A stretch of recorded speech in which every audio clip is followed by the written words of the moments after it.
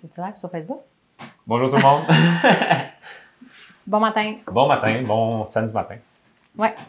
Aujourd'hui, on répond à une question qu'on se fait demander directement ou qu'on sent que notre entourage se demande par rapport à notre projet, qui est, mais comment vous faites pour faire de l'argent? Comment vous faites pour en vivre? Qui est une excellente question, puis qui est difficile à répondre aussi pour nous à chaque fois qu'on nous la pose, en fait. Ben parce que il y a comme deux volets, là, comme pour avoir de l'argent et des économies. On a énormément investi de temps à comprendre comment réduire nos dépenses. Ouais. Pour que le plus de notre énergie et nos ressources aillent dans Renard, parce qu'on adore ce qu'on fait. Puis l'autre volet, c'est qu'on a aussi énormément de réflexions sur notre modèle d'affaires, puis de réflexions sur c'est quoi l'avenir de notre industrie, sur comment monétiser du contenu en ligne. Puis on sent que l'automne, ça va être pour nous là, une période où on va retourner, on va travailler sur notre plan d'affaires, on va aller dans les programmes d'entrepreneuriat, mais il nous a fallu une couple d'années de cocooning de nos idées. Fait que là, en tout cas, on aurait dû le dire dès le départ, la réponse, c'est en ce moment, on ne vit pas de Renard. Non, on ne vit pas de Renard. En fait, on a fait de l'argent avec... En tout cas, on en a fait de différentes façons parce qu'on testait plein d'idées. Mais on a une idée centrale qui est l'Atlas du mouvement qu'on n'a pas monétisé encore et qu'on ne cherchait pas à monétiser. Non. On va l'expliquer. Mais pourquoi on parle de ça aujourd'hui, en fait? Non? Je sais pas. Dans le fond... tu sais, pourquoi est-ce qu'aujourd'hui, on parle de un peu ce qui se passe derrière le rideau avec Renard? Ben, c'est parce que on s'est dit qu'on a notre table basse ici qui est ronde, puis moi puis Vince, chaque matin, on prend notre café, puis en général, on se retrouve autour de la table, puis on s'est dit, c'est le fun, on a une table ronde, puis on sent que c'est quelque chose qui va rester avec Renard. Puis il dit, il me semble que je fais juste filmer nos réflexions stratégiques, puis dans cette idée-là de transparence puis de partage, que si quelqu'un se demande qui on est, ben il sache exactement parce qu'il y a une caméra qui nous filme à différents moments. Je dirais, j'ai une idée, j'ai envie de créer quelque chose, comment je peux y arriver? Là? Nos matins, c'est beaucoup ça. C'est de dire comme aller chercher notre créativité pour voir comment concrétiser quelque chose. Puis je pense que ça a de la valeur. Moi, j'aimerais ça écouter ces discussions-là. Parce que juste y participer chaque matin, ça m'aide vraiment beaucoup personnellement. Fait que tu sais, c'est ça. On se disait, ben si ça nous aide nous, ben c'est sûr que ça pourrait aider d'autres personnes qui veulent concrétiser des projets. Puis je veux pas en entrepreneuriat, ou c'est un mot qui englobe beaucoup de choses en ce moment, là, mais pour des gens qui veulent concrétiser des projets puis qui ont des intentions, ben l'argent, c'est quand même un gros point d'interrogation. Là. Puis c'est un point d'interrogation qui nous suit depuis longtemps puis qu'on nous pose depuis longtemps. Puis comme tu dis, il a fallu prendre le temps de notre côté pour voir c'est quoi la valeur qu'on voulait donner. Puis comment on peut en arriver là, mais aussi comment on peut minimiser les choses qu'on n'a pas vraiment de besoin. Dans le fond, c'est où est-ce qu'on met notre énergie en ce moment pour créer de la valeur. Ça. Puis, pas en diffuser trop non plus. Dans le sens, pas en dilapider de façon inutile. Puis, tu sais, je pense que au début, depuis longtemps, on se sent quand même insécure parce que par rapport à l'argent, dans le sens que, tu sais, si on crée un produit, tu sais, mettons, je crée des sandales, puis je vends des sandales, c'est les gens comprennent. Oui, c'est très concret. C'est très concret. Tu sais, je fabrique une sandale et je la vends. Nous, l'Atlas du mouvement, de la manière qu'on le voit, c'est qu'on veut matérialiser, archiver le savoir-faire, le savoir-faire autour du mouvement sur le web. Fait que la question, c'est comment tu monétises du contenu qui est intangible, mais en même temps qui est basé sur... On va encourager les gens à agir dans le monde réel. Fait que c'est d'amener les choses sur le web, mais dans le but d'amener les gens à agir dans le monde réel et non pas juste de binge-watcher. On n'est pas dans le divertissement. On n'est pas dans le divertissement. Puis là, je me suis rendu compte, c'est ça, que j'étais insécure, mais en fait, je pense que on s'est rendu compte en travaillant avec plein d'entrepreneurs qui sont aussi dans cette approche-là d'éducation en ligne qu'on se pose toute la question en ce moment. Comment est-ce qu'on fait de l'argent quand on a un certain savoir puis qu'on veut le partager? Puis comment le web se place dans notre entreprise quand des fois, il y a des gens qui donnent déjà des ateliers dans le monde réel, puis de réfléchir à cette harmonie-là entre ce que j'appelle moi le monde réel puis le monde virtuel.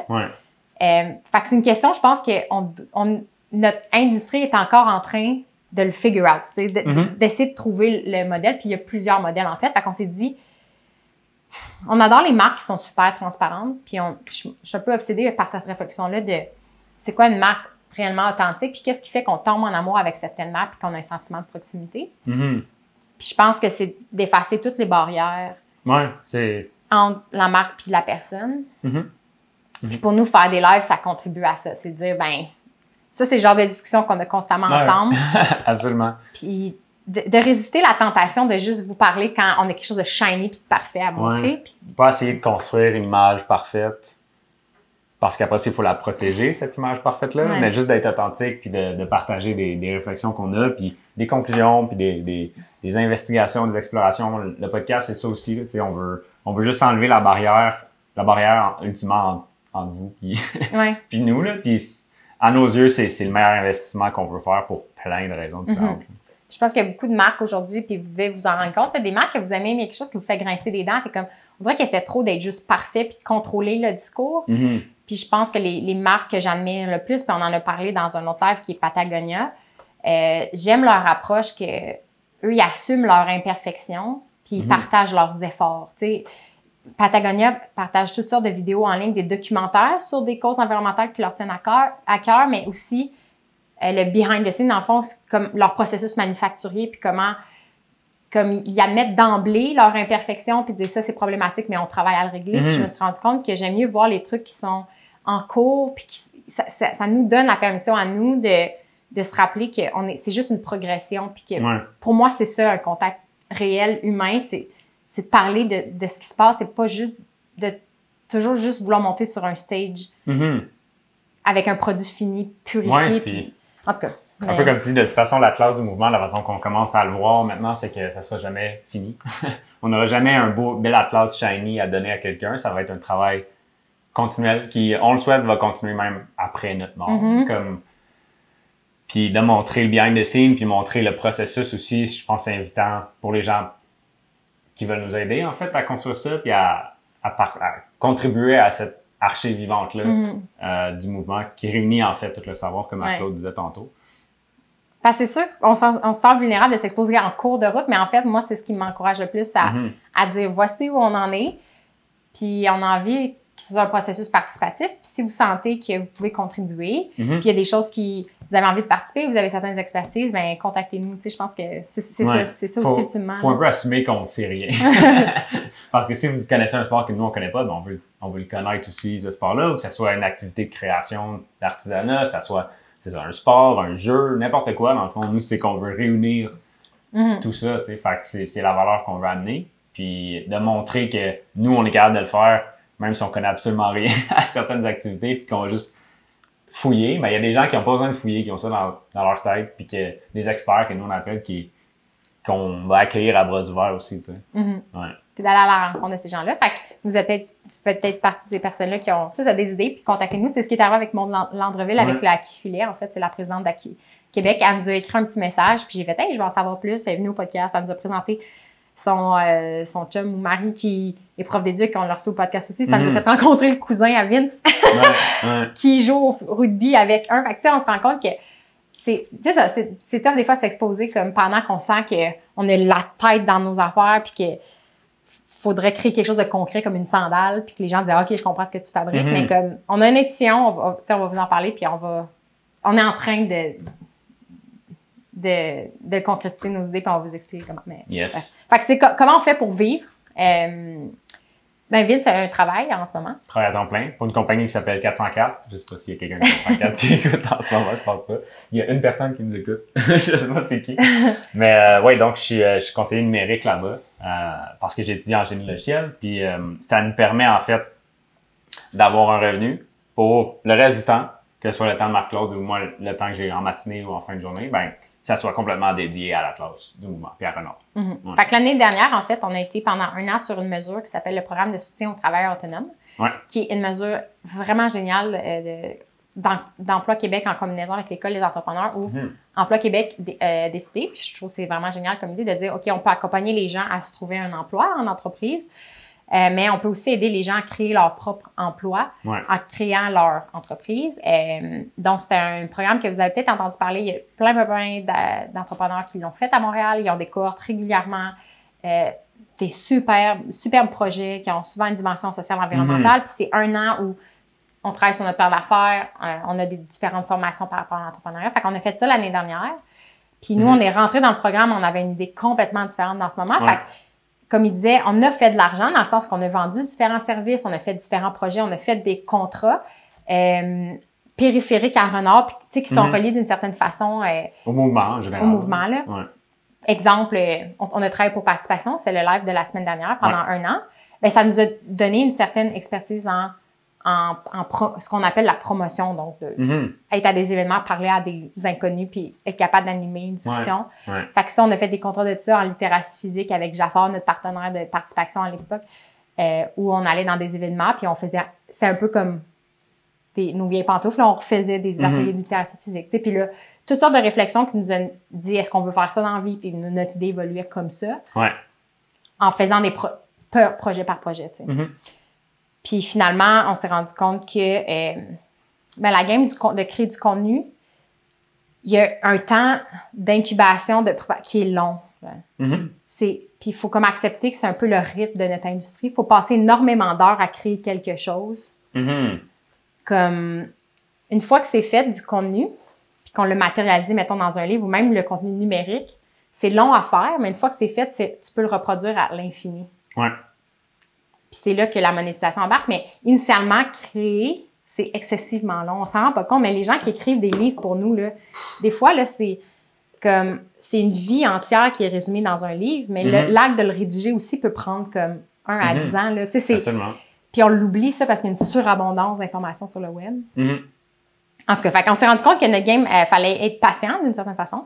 Puis même notre game, je veux dire, on l'a défini parce que, comme Marc-Claude disait, quand on est entré dans la mesure STA l'année dernière, qui nous a permis d'avoir un salaire, si on veut, en tant qu'entrepreneur, on ne savait pas ce qu'on allait faire. Puis la question le titre du live d'aujourd'hui, c'est un peu la question qui nous posait quand on est entré sur la mesure STA, de qu'est-ce que vous allez vendre? T'sais? La semaine prochaine. Nous, on veut aider les gens à bouger puis redéfinir un petit peu c'est quoi le mouvement dans le quotidien des gens, mais de se faire dire, OK, je comprends, qu'est-ce que tu vas vendre pour le faire? Ben, ça nous a beaucoup challengé. Puis ça nous gossait aussi à certains moments parce que ça nous forçait ça mettait l'emphase sur qu'est-ce que tu vas concrétiser, justement. Puis nous, à ce moment-là, on était très dans l'abstrait puis comme, la vibe qu'on va aller chercher, tu sais. Ben oui et non. Dans le sens qu'il y avait c'est pas qu'on savait pas quoi faire, c'est qu'il y avait plusieurs possibilités, puis on savait pas laquelle choisir. Parce que je me rappelle que dès le début de Renard, c'est Ricardo, que j'appréciais énormément. C'est son modèle d'affaires qui m'avait inspiré, le cuisinier québécois Ricardo, qui a créé un empire médiatique autour de la cuisine, apprendre à cuisiner. Puis je me disais, ce modèle-là, il est intéressant. Ricardo a un site web en offrant plein de recettes gratuites. Mais il va monétiser en vendant des produits avec son salaire à la télévision, avec les années. Je pense, dans le temps qu'on travaillait sur Honor, il y a aussi matérialisé des restos, les places de chocolat. En tout cas, il y avait des boutiques. Fait on se rend compte qu'une fois que tu as une idée qui est riche, tu as une essence, tu peux la matérialiser dans plusieurs choses différentes. Il y aurait, il aurait pu décider de juste faire une école de cuisine puis s'investir juste là-dedans, mais on se rend compte que monétiser des idées ou du contenu, il y a plusieurs façons de le faire. Comme Disney, qui a des histoires puis qui va vendre les films et ils vont vendre des figurines puis l'expérience dans des parcs. Puis c'est de nous faire ce choix-là, de dire tout est possible, mais on commence par quoi, tu sais? Ouais, exact. On voyait comme... Parce que c'est plus facile, c'est plus simple, si on veut, de tout de suite être dans le très concret. Mais comme Marc-Claude dit, c'est avantageux de prendre un step back comme Ricardo, justement, puis de dire comme, OK, c'est pas juste quelque chose que je concrétise, c'est une mission, c'est une cause que je veux amener, que je veux concrétiser, puis ça peut se faire de plusieurs façons différentes. Puis on a essayé plein de choses. Il y a des choses qui ont stick, il y a des choses qui ont accroché, il y a des choses qui ont moins accroché. Mais on s'est rendu compte à la fin de toute cette mesure-là, je pense que c'est là que l'Atlas est revenu parce que selon nos forces puis nos intérêts, la pédagogie en ligne, si on veut, puis la création de contenu numérique, ça s'alignait vraiment avec qui Marie-Claude puis Vincent étaient. Puis c'était la façon de concrétiser notre mission qui fitait le plus avec nous. Puis on se le dit des fois, de dire on aurait pu faire une boutique pour vendre des objets pour faire bouger les gens, mais c'est vraiment pas notre force, ça. On a des forces qui auraient fait que ça aurait pu marcher. On aurait pu le faire fitter, mais on se dit souvent qu'on est à une personne de faire ça. T'sais. Il y a peut-être quelqu'un quelque part qui existe qui veut nous aider à concrétiser la mission de Renard à travers ça. Puis c'est pas notre force, mais comme nous, on veut s'afficher un peu. On veut afficher la classe, puis on veut afficher ce qu'on veut amener pour attirer justement ce genre de personnes-là qui veulent venir contribuer au projet. T'sais. Puis je pense que ça c'est une leçon fondamentale du programme d'entrepreneuriat, c'est que je pense que c'est pour ça, on en a déjà parlé, qu'on aime autant une pédagogie du jeu libre ou puis d'éducation alternative où l'enfant, le but, c'est pas de lui faire manger un curriculum, je sais pas comment le dire, là, mais tu sais, de noyer dans de l'information puis du savoir, c'est plus de trouver une flamme à l'intérieur de lui puis de développer cette flamme-là. Puis il y a quelque chose qui est excessivement épeurant dans ce type d'éducation-là ou dans l'entrepreneuriat en général, parce que c'est d'admettre qu'il faut écouter une intuition à l'intérieur de nous et nourrir ça, puis que contrairement à suivre un modèle scolaire où tu sais d'avance c'est quoi ton calendrier, puis c'est quand tes dates de remise, puis tu as un travail à remettre, puis qu'une fois que ton travail est remis, ta session est finie, il y a une fin aux choses, puis un parcours qui est très clair, qui t'est imposé.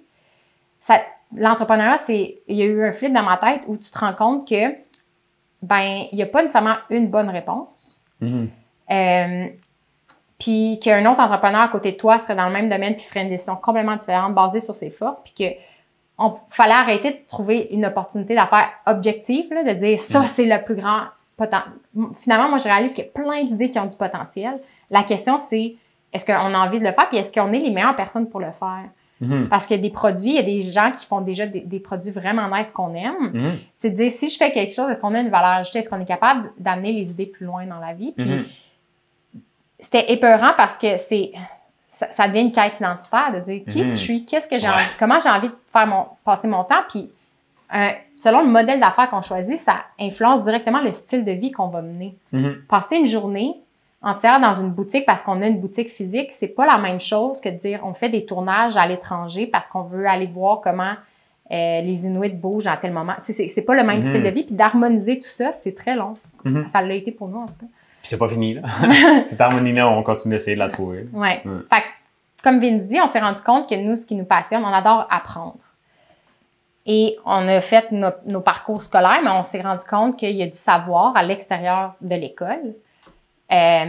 Par des livres, des plateformes web, YouTube. Puis que ce qu'on a envie d'amener, c'est l'apprentissage autodirigé, c'est-à-dire comme trouver la flamme dans les gens puis leur dire voici plein d'idées puis voici comment apprendre ces choses-là si ça t'interpelle, puis de rendre le savoir accessible. Puis ça aligne avec nos forces parce que Vince, c'est le côté techno, il est en génie logiciel, il est photographe. Moi, j'ai étudié en cinéma. J'ai un deck en cinéma, après en production culturelle et médiatique, puis j'ai fait une maîtrise en marketing. Fait qu'on on s'est rendu compte qu'on veut devenir des experts à communiquer des idées sous plein de formats. Puis on se prétend pas être des experts du mouvement, finalement. On veut être des apprentis du mouvement, puis partager nos découvertes grâce à nos compétences de communication. Exact. On veut attirer un peu les experts au lieu de... Nous, on se voit comme des apprentis, en fait, là, puis on veut s'adresser aussi à des apprentis, des gens qui connaissent pas nécessairement les activités, puis d'être obsédés par les rendre accessibles, ces activités-là, puis ces façons de bouger-là, que ce soit pour jouer, créer, ou les habitudes de vie pour vivre. Puis, tu sais, on a vraiment trouvé notre créneau. Comme Vince dit, c'est la vie à la maison. Parce que dans le monde de l'activité physique, il y a différents secteurs qui font déjà le travail, tu sais, qui vont adresser le mouvement dans les écoles, dans les fédérations sportives ont tout un système pour des débutants, souvent jusqu'aux athlètes de haut niveau. Puis c'est dire, où notre place? Puis nous, on se rend compte que on adresse comme la vie à la maison de comment on apprend à faire des choses de base sans l'ambition d'être un athlète, mais de dire comment est-ce que Vince travaille en ce moment sur une fiche de hockey. Dire comment j'apprends à jouer au hockey pour me débrouiller assez pour avoir du fun puis me développer à partir de ça.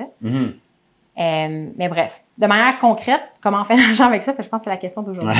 Qu'on n'a toujours pas répondu. Qu'on n'a toujours pas répondu. Nos réflexions sur l'industrie du contenu. Je ne sais pas si c'est un domaine que vous connaissez bien, mais en ce moment, je pense qu'on est à un moment de transition sur le web. Puis je me dis, là où je veux parler de modèle d'affaires dans le contenu, c'est pas juste parce que si vous êtes des entrepreneurs puis de dire voici ce que nous on fait pour vous inspirer, mais c'est de dire aussi comme consommateur, d'avoir des réflexions sur comment les choses sont faites. Je pense que dans le monde matériel, justement, la bouffe et les vêtements, on a une sensibilité. Maintenant, on est conscient de comment nos choses sont fabriquées, puis on veut plus acheter, je sais pas pour vous, mais des choses qui sont faites dans des usines par des enfants, puis que la chaîne est tellement longue que tu sais plus d'où viennent tes affaires. Puis dans le monde matériel, on a pris conscience qu'il faut, pour l'environnement aussi, puis pour l'humain, repenser comment on fait les choses, puis questionner. Mhm. Puis je pense que là, on arrive à un point de saturation avec le web, puis l'overload d'informations, où il faut aussi, comme consommateur à mes yeux, comprendre la mécanique de comment les idées sont partagées dans la société. Mhm. Puis ça, c'est quand même assez complexe, mais une fois qu'on le voit, on le sait, puis on ne consomme plus le web de la même façon. Mhm. Il y a une citation qui m'a vraiment inspirée dernièrement. C'est une citation d'Edward O. Wilson qui a dit We are drowning in information while starving for wisdom. Fait qu'on se noie en ce moment dans l'information, mais on a un appétit, une soif pour la sagesse. Ouais. Le savoir puis la sagesse. Puis, je pense que c'est fondamental socialement, en ce moment, particulièrement avec ce qui se passe sur le web, on se sent tout un peu overwhelmed par la quantité d'informations qu'il y a en ligne. Ouais. Puis je pense qu'il faut départager ce qui est d'information junk food puis ce qui est d'information qui élève notre vie, puis qui améliore l'humanité, carrément. Puis on est, tu sais, comme de amener cette réflexion-là qu'il y a une différence fondamentale entre des potins de vedettes inventées puis louches versus une idée exceptionnelle qui améliore notre vie, puis que le web permet de partager cette idée-là de manière précieuse, puis de ne pas démoniser le web ou les écrans, qui sont une contribution à notre sédentarité. Tu sais, c'est ça qui est paradoxal, c'est que notre style de vie actuel qui est dominé par la technologie a fait qu'on est de plus en plus sédentaire, mais en même temps, la technologie, c'est une partie de la solution. Fait que nous, notre but, c'est de dire, OK, les gens sont overwhelmed dans l'information, mais il y a encore une partie du savoir qui peut transformer la vie de quelqu'un. Puis nous, notre vie, elle a été transformée en lisant énormément de livres, en écoutant des podcasts, en regardant des vidéos. Fait que c'est d'essayer de départager qu'est-ce qui est une information qui est nourrissante, puis qu'est-ce qui est comme qui fait juste créer plus de bruit. Ouais. Parce que comme tu dis, il faut pas démoniser la technologie, puis c'est quelque chose qu'on essaie de garder en tête tout le temps, que notre but, c'est pas de dire que tout ce qui est technologique est mauvais, parce que c'est pas la technologie, c'est ce qu'on fait avec cette technologie-là qui va avoir un bon impact ou un mauvais impact sur notre santé mentale ou physique, ultimement. Puis c'est aussi ce que j'ai peut-être sorti le livre, mais ce qui explique aussi dans Digital Minimalism, qui est un livre qu'on a parlé à travers un autre live, je pense. Puis c'est un peu ça, c'est de voir la relation qu'on a avec la technologie, puis la place que cette technologie-là a dans notre vie, parce que c'est super puissant qu'on puisse partager de l'information sur le web, mais ça peut devenir toxique aussi. Ça peut devenir toxique. Tout dépend de comment on utilise la technologie, puis les écrans, puis les caméras. Puis il y a plein de c'est des outils, tu sais. Il y a plein de choses qu'on peut faire avec un outil. Un couteau, on peut couper du beurre ou on peut poignarder quelqu'un, tu sais. Puis faut pas démoniser le couteau. Faut démoniser comme l'action qui est faite avec le couteau, tu sais. Mais ouais, puis tu sais, pour refaire le parallèle avec le monde de l'alimentation, parce que je pense que ça fait bien de faire des exemples concrets. Il y a eu Ricardo, mais aussi l'acte de cuisiner, tu sais. Je pense qu'on a faim. Pas de parler. Mais c'est de réaliser, mettons, un moment clé dans notre, tu sais, dans nos recherches sur l'alimentation, c'est de réaliser qu'il y a un degré de transformation des aliments, puis il y a une différence réelle entre cueillir une pomme soi-même puis la croquer, puis un produit ultra transformé aux pommes. Mettons un chausson aux pommes, mais produit de manière industrielle, puis que c'est des saveurs artificielles de pommes. Il y a comme un degré de transformation élevé. Puis ce qu'on réalise, c'est que dans le monde alimentaire, il y a des compagnies milliardaires qui ont des équipes phénoménales pour engineer, genre pour fabriquer des aliments qui sont juste parfaitement, qui créent des dépendances chez les individus. Des aliments qui vont être parfaitement croquants, salés, sucrés, comme c'est pas anodin qu'on a envie de finir le sac de chips parce qu'ils ont travaillé pour que la chip soit juste parfaite puis nous donne envie de vider le sac. Mais c'est la même chose pour moi sur le web. On en parle beaucoup dans le monde des jeux vidéo, comment ils sont conçus pour accrocher l'esprit puis garder l'attention, mais le monde de l'information, c'est la même chose. Les médias, leur modèle d'affaires, en partie, c'est qu'ils ont besoin de notre attention pour faire de l'argent parce que c'est en étant sur leur plateforme puis en nous présentant des pubs qu'eux font de l'argent. Fait qu'il y a des plateformes, dont Facebook, que son rôle, c'est de nous garder sur la plateforme parce que c'est comme ça qu'elle fait de l'argent. Mais c'est ça, c'est pas une game de long terme parce que l'utilisateur finit par s'en rendre compte. Puis on s'en rend compte en ce moment. Puis là, c'est ce qui arrive. Il y a beaucoup de gens qui partent de Facebook. Puis c'est justement parce qu'à partir du moment où tu t'en rends compte de ça ou que c'est ouvertement dit par des employés ou des gens à l'interne de la compagnie, ben, veut pas, l'humain n'aime pas ça se faire manipuler. Puis si tu te fais manipuler par quelqu'un ou une entreprise, ben, t'aimes pas ça. Puis tu veux te détacher de ça. Fait que c'est pas une game à long terme. T'sais. C'est pas une relation saine que tu entretiens avec la personne que tu essaies de rejoindre. Puis on en a parlé en fait récemment, de dire comme, veut pas, dès qu'on tombe dans le numérique, on s'est souvent fait dire en fait qu'il fallait garder les gens sur la plateforme, puis qu'ils passent plus de temps sur la plateforme, mais on s'est posé la question, c'est-tu vraiment ce qu'on veut donner aux gens? On veut-tu que les gens passent la journée à regarder notre plateforme? Ben non, nous, on veut outiller la personne pour que rapidement, elle sache comment, si elle s'intéresse à une activité, que rapidement, elle sache comment la concrétiser, cette activité-là, dans le monde réel. T'sais. On veut pas que la personne passe la journée à regarder un écran. On veut l'outiller pour la détacher rapidement de l'écran. Fait qu'on on utilise l'outil pour accomplir quelque chose, mais le but, c'est pas que la personne utilise constamment l'outil. T'sais.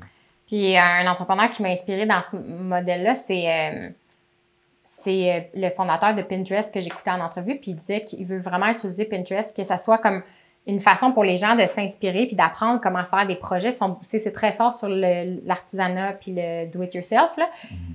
Puis de mesurer, en fait, qu'un des mesures de succès, c'est à quel point les gens ont quitté Pinterest pour aller faire des vrais projets dans le monde réel. Puis justement, il trouvait ça un peu déplorable que certains de ses collègues entrepreneurs misent que leur plus grande mesure, c'est le binge-watching, puis les gens, ils restent accros à l'écran, tu sais.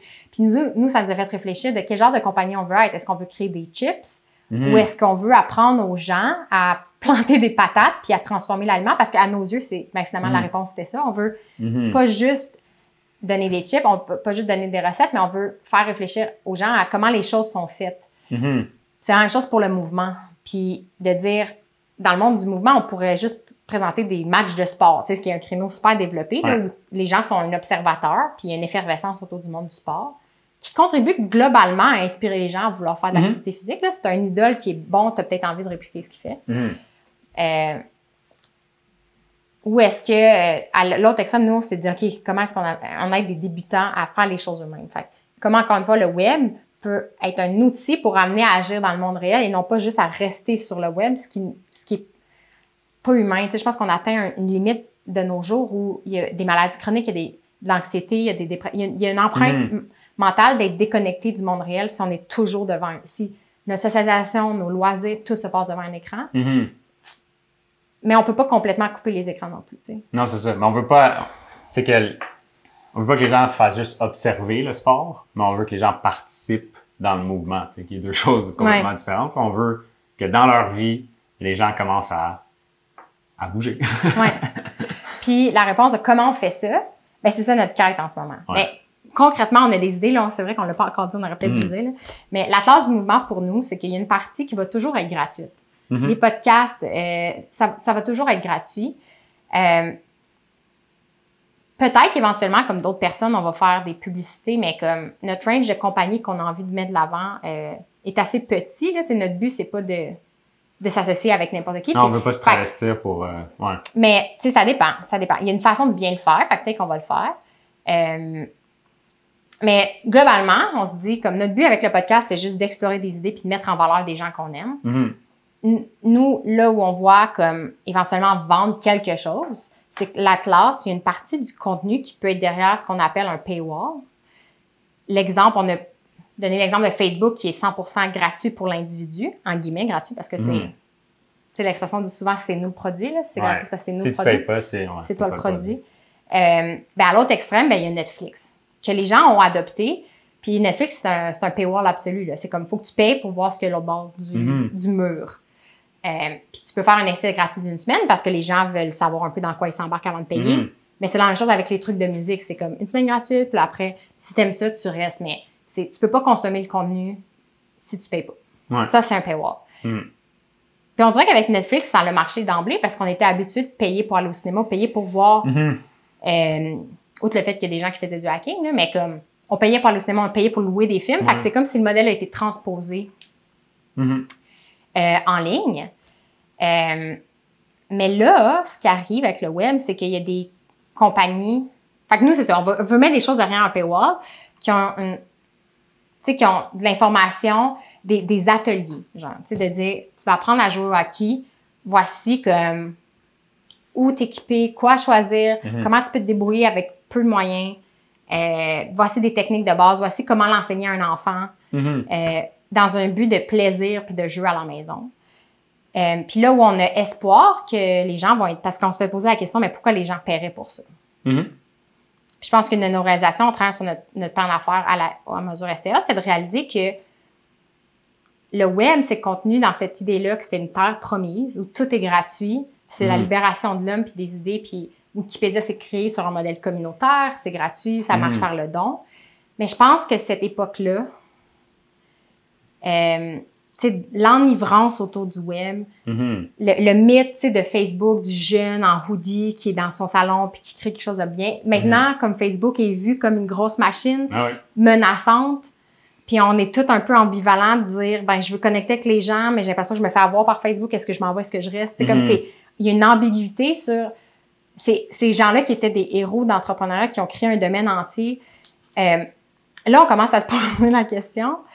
Puis je pense que ce mythe-là du web qui est gratuit puis qui est limité... Qui est abondant, arrive à sa fin. Si vous portez attention, énormément de plateformes que vous consommez commencent à mettre un certain paywall ou à trouver des façons de faire de l'argent. Par exemple, YouTube. Fait que YouTube, c'est un exemple où on a accès à du contenu gratuitement.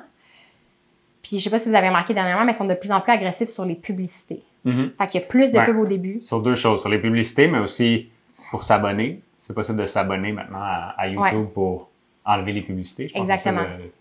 Fait que ça s'appelle un modèle premium. Fait que c'est de dire à la personne, ben, tu as le choix, dans le fond, le contenu, ça a une valeur. Fait que soit tu prends les publicités ou soit tu payes pour le premium, comme ça, genre, tu contribues au contenu, mais comme tu n'as pas à vivre les pubs. Puis je pense, c'est ça qui est particulier, c'est qu'il faut qu'ils trouvent un juste milieu entre mettre des pubs pour eux faire de l'argent, mais pas irriter le consommateur, mais l'irriter juste assez pour qu'ils considèrent aller vers le premium. Puis là, c'est ça, il est rendu avec des pubs au début, des fois 2 de suite, des pubs au milieu. Puis il y a une partie de moi que ça mérite, mais en même temps, je me dis, OK, Marc-Claude, le contenu, c'est pas gratuit, là. C'est des heures et des heures et des heures de travail. Héberger du contenu, créer une plateforme pour l'héberger, c'est pas gratuit non plus. Puis c'est là où ça se complexifie, c'est qu'il y a aussi des modèles où les petits créateurs sont aussi capables de financer leur création avec il y a une plateforme qui domine en ce moment qui s'appelle Patreon. Donc, il y a des artistes, des musiciens, des illustrateurs, plein de domaines créatifs où c'est du socio-financement dans le fond, c'est de dire, c'est une forme de socio-financement, c'est de dire, voici ce que je crée, tu peux me soutenir en continu. Fait que des gens qui partiraient un podcast de sport puis qui diraient, chaque semaine, on parle de game, vous aimez ça, vous pouvez nous soutenir. Puis les gens comme vont donner de l'argent. Fait que ça, c'est un modèle qu'on a exploré aussi. Puis on va voir si on commence par du socio-financement pour certains projets. Mais éventuellement, on imagine être une plateforme éducative comme ce qui existe depuis un bon moment, Skillshare ou Masterclass. Je vous invite à découvrir ça si vous êtes des personnes qui aiment apprendre. Là. Skillshare est spécialisé sur les trucs créatifs. Plus dans le numérique aussi un petit peu. Une partie de design, des trucs d'artisanat aussi. Photoshop, un truc comme ça. Puis Masterclass, ils veulent être la bibliothèque d'Alexandrie du savoir, je pense. C'est comme on a nos réticences, mais... Ils vont voir les maîtres de certains domaines, puis ils essaient de faire des cours, avec des masterclass avec ces personnes-là. Fait ça peut aller des joueurs, des athlètes professionnels, en fait, jusqu'à des DJ, en fait. Fait que c'est tout ce range-là de maîtrise, en fait. Des chefs.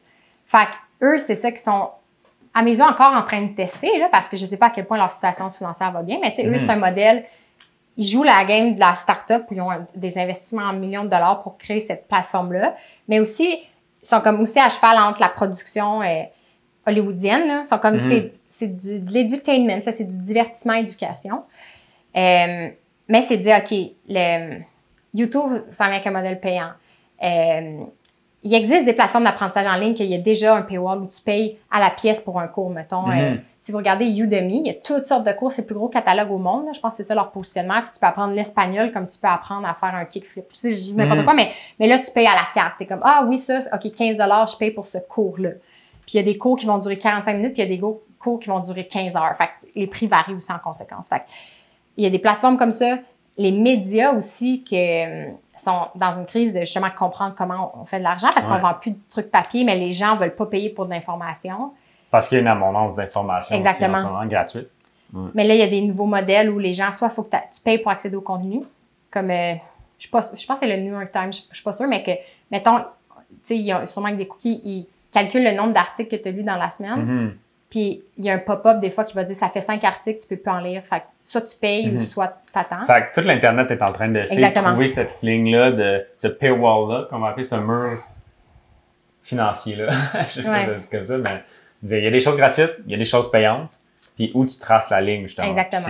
C'est quelque chose qu'on voit arriver éventuellement dans la classe parce que en ce moment, on est beaucoup dans réunir le savoir par rapport au mouvement. Mais déjà là, on a commencé à créer aussi du contenu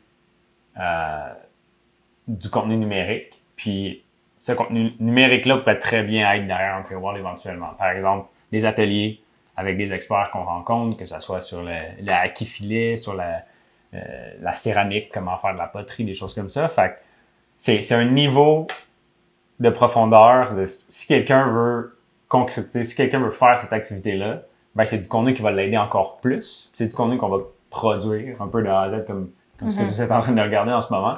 Fait que ça a une valeur, tu sais. Fait que ça a sa place derrière un paywall. Mais en ce moment, on se concentre beaucoup sur réunir l'information, rencontrer les gens, avoir des discussions avec des experts, faire promouvoir le mouvement en général, mais en parallèle à ça, puis c'est peut-être des choses qu'on montre moins, mais qu'on veut commencer à montrer aussi, des behind the scenes. On est en train de monter des ateliers. On en a déjà monté, qu'on n'a pas nécessairement mis disponible sur le web parce qu'on apprend aussi à faire des ateliers qui est une expertise en soi. C'est pas, on s'attend pas à ce que le premier soit un succès fulgurant, mais c'est de devenir meilleur pour aider les gens à apprendre comment faire une activité puis devenir un peu obsédé par ça. Puis ça passe par beaucoup de travail, puis d'efforts, puis d'apprentissage, puis des fois on se plante, des fois on se plante pas. Puis, c'est vrai qu'il y a un travail qui est fait derrière le rideau que je pense même nos familles ne voient pas tout le temps, là, puis doivent se demander qu'est-ce qui se passe. Mais justement, en ce moment, on travaille sur un prototype avec la céramiste Émilie Coquille qu'on a reçu au podcast, où on teste justement de l'enseignement en ligne, fait que de filmer avec elle un atelier sur un projet qu'elle a fait de A à Z. Puis nous, en ce moment, on filme avec elle, puis on est en train de tester nos compétences de captation vidéo, de montage, puis de dire, OK, on va le tester comme cet atelier-là. Est-ce qu'on va être capable de le vendre? Puis on le sait que d'autres personnes l'ont vendu. On sait que Skillshare existe. On sait que si on va sur Udemy, il y a des gens qui ont payé pour suivre un cours de tennis. Comme on le voit, on voit les chiffres, tu vois le nombre d'étudiants. Fait que, on sait que dans une certaine mesure, les gens sont prêts en partie à payer pour du contenu éducatif de bonne qualité. La question qu'on doit répondre, nous, c'est, OK, au Québec, qu'est-ce que les gens veulent? Parce qu'on veut adresser aussi un marché francophone. Au Québec, qu'est-ce que les gens veulent? Quelle profondeur de contenu on doit livrer? Parce que si on parle de baseball, on peut en parler pendant 100 ans là, sur comment s'améliorer pour la technique. Fait que c'est quoi le sweet spot, en guillemets, de ce qui est un cours le fun, puis qui est pas trop, parce que c'est pas assommant, mais qui donne assez, c'est assez pour avoir envie de passer à l'action. C'est ça qu'on doit découvrir dans les prochains mois, puis qu'on veut faire avec les autres. Parce que, mettons, Émilie Coquille, je vous invite à aller voir, elle a un super site qui s'appelle Les Néo-Céramistes, où elle a justement envie de... C'est une artiste, c'est une céramiste, mais aussi une artiste. Elle crée des produits qu'elle vend. D'ailleurs, devant moi, j'ai un petit emblème de renard, j'avais oublié. Mais sur une plaque de céramique, elle imprime elle est capable d'imprimer des photos, des images sur de la céramique. Puis ce qui est fou, c'est que le photographe en moi trouve ça fou, mais c'est quelque chose qui va durer vraiment longtemps. Une photo imprimée, ça a une durée de vie. Les gens ne savent pas nécessairement, mais après 100 ans, ta photo imprimée est pas mal effacée. Les couleurs sont plus les mêmes. Mais ça, pour toujours. Là. Fait que c'est ça qu'on aime d'elle, c'est sa sensibilité et ses réflexions plus profondes sur l'éphémère. En tout cas, je vous invite à la découvrir. Fait qu'elle a une pratique d'artiste, mais elle a aussi ce site web-là où elle veut enseigner la céramique. Mais, tu sais, quand on s'assoit ensemble, c'est ça la question, c'est comme, qu'est-ce qu'on est capable de développer comme contenu, puis qu'est-ce qui est le plus utile aux gens. Fait qu'on s'est dit, nous, notre approche, oui, on veut faire un plan d'affaires, puis réfléchir, puis à écrire nos idées, mais on veut aussi, comme, se pitcher dans le vide, puis apprendre en le faisant. Ouais. Parce que les réponses sont pas tranchées au couteau, puis ils n'existent pas out there, là. C'est nous qui... Oui, absolument. Fait que, tu sais, c'est vraiment ça, tu sais, c'est de dire, bon, fait concrètement, la tasse du mouvement, pour nous, c'est, ben justement, on fait un podcast avec la présidente d'Aki Québec parce qu'on adore faire ça puis on veut continuer. Puis ça va être gratuit, vous pouvez y accéder. Mais c'est aussi de s'asseoir, faire un mini plan de cours puis dire, OK, mais si on veut rendre la Kifuli accessible, comment est-ce que le web peut nous outiller pour après aller le faire dans un parc? Fait que c'est de créer du contenu dans une perspective de passer à l'action et non pas juste de divertissement. Puis c'est là aussi que collectivement, on doit trouver comment faire ces choses-là. Parce que il y a réellement un risque de regarder 50 heures de vidéos de basket, mais genre, tu sais pas plus nécessairement comment lancer un ballon. Il y a une partie où pour le savoir, il faut que ton corps apprenne. Puis c'est en le faisant que tu le sais. Fait qu'il faut trouver comment est-ce qu'on partage du mouvement. Parce que le web a commencé, ce qui a été le plus simple, c'est comme Wikipédia, c'est de dire, on a des encyclopédies physiques, c'est du texte. Avec des fois quelques images, on l'amène en ligne. Le monde du mouvement, en ce moment, ce qui domine, c'est les vidéos de fitness puis de yoga, parce que c'est le format qui est le plus simple en ce moment à filmer. Une prof de yoga qui est habituée de donner un cours en classe peut mettre une caméra, puis son setup est similaire. Puis il y a des gens qui n'aimeront pas ça parce qu'ils n'ont plus le contact humain, là, ça c'est une autre chose, mais elle peut mettre une caméra puis on peut la suivre en direct dans notre salon. Mais il y a un degré de complexité supplémentaire quand il y a des mouvements qui ont beaucoup de techniques, il y a beaucoup d'étapes, que ça joue dans un certain lieu. Ben, comme on a vu, on est allé participer à une pratique de rugby un jeudi soir. Puis c'est pas du tout la même chose qu'un cours de yoga, là, dans le sens où ça bouge dans tous les sens, puis comme c'est des drills. Il y a plusieurs joueurs. On n'aurait pas pu juste mettre une caméra fixe puis filmer ce qui se passait. Fait que déjà là, nous, ça a été un bon apprentissage pour nous de se dire comme, OK, mais comment on pourrait, ces drills-là, puis ces principes-là, puis l'essence de l'activité, comment on pourrait amener ça en ligne pour que ça soit facile à comprendre pour quelqu'un qui connaît pas du tout ça, là, sans que ça soit chaotique, puis Puis, tu sais, c'est pas pour rien, mettons, que Skillshare existe parce que c'est des gens en design où, tu sais, il y a beaucoup de plateformes aussi d'apprendre apprendre certains logiciels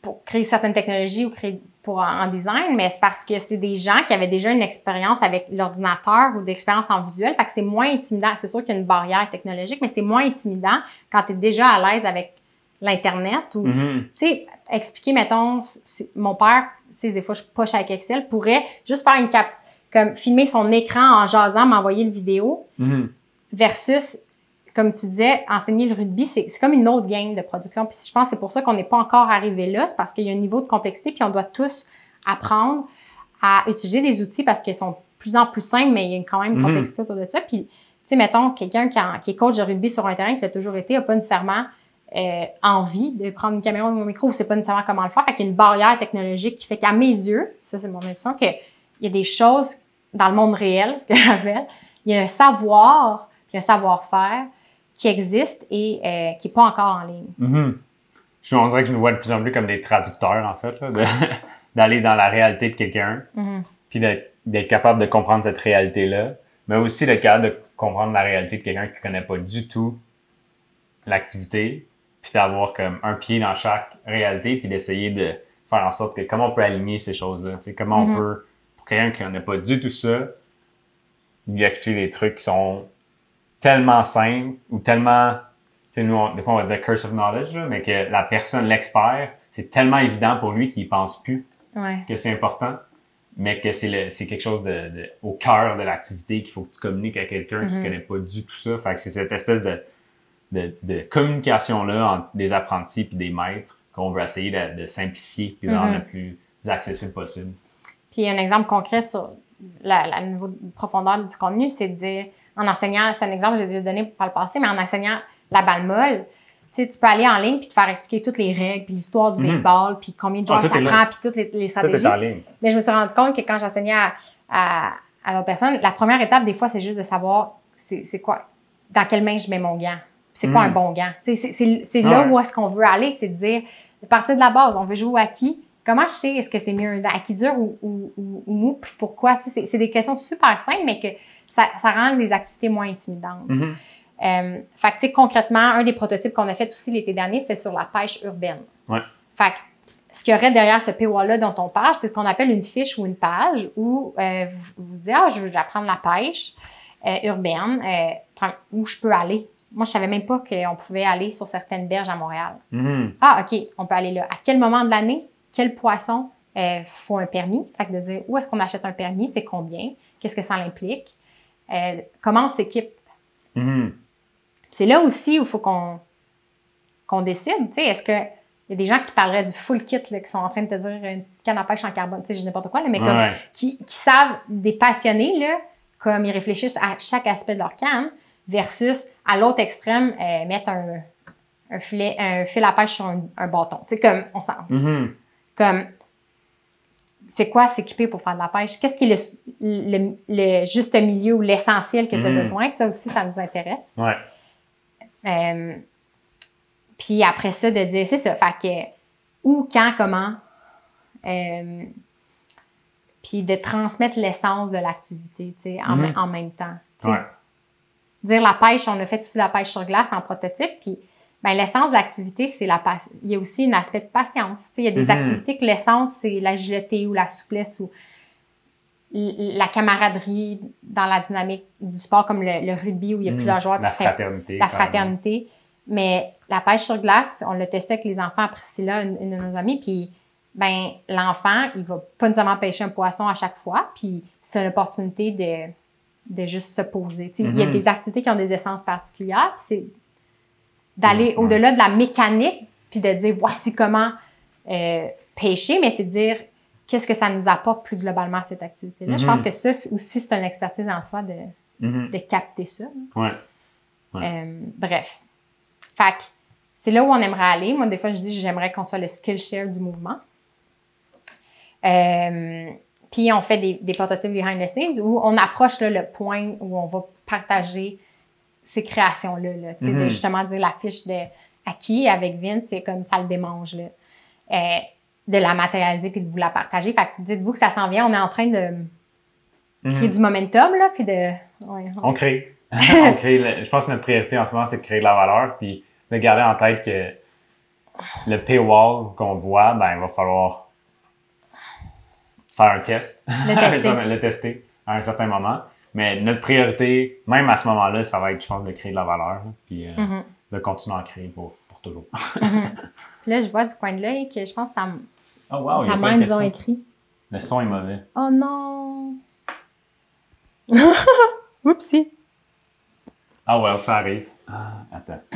Et clairement, vous ne regardez pas vos messages en votre live. On s'excuse, Joanie. Ah non! Des fois, comme on Il y a des lives où on a pris dans la discussion, mais je pense que... Ah shit! Ça arrive! Bon, ben c'est les joies du live. Ton micro, il est-tu ouvert? Oh, ouais. Ben, de ce que je comprends, c'est qu'il y a un drôle de son. Mais tu sais, c'est peut-être juste... Vous êtes des robots. Ouais, c'est ça. Ben, je vois pas ce qui est... Dans le fond, on peut mettre fin au live, là, si le son est vraiment pas bon. Ah ben! on s'est trop emporté, mais j'enregistre le son à l'extérieur aussi. Fait que je vais aller le vérifier après pour voir si c'est tout l'audio qui est scrappé ou si c'est juste ce qu'on a enregistré sur l'ordi ou ce qui est live. Ouais. Ah ben, ouais. On allait finir sur notre style de vie minimaliste, mais on va l'arrêter puis on va revenir. Tout avait l'air beau, en tout cas. OK. Il y a des fois, les joies du live où on apprend à faire, ben des fois, ça marche pas super bien. Fait qu'on se donne finalement, parler de notre style de vie minimaliste, ça va faire un pont avec le sujet de la semaine prochaine, où on va parler de l'artisanat. Fait que, moi, je pense qu'on va faire le lien là, puis on va aller checker le problème de son. Bien. OK. Merci à ma famille pour avoir souligné le problème. Bye. Bye bye, à la semaine prochaine.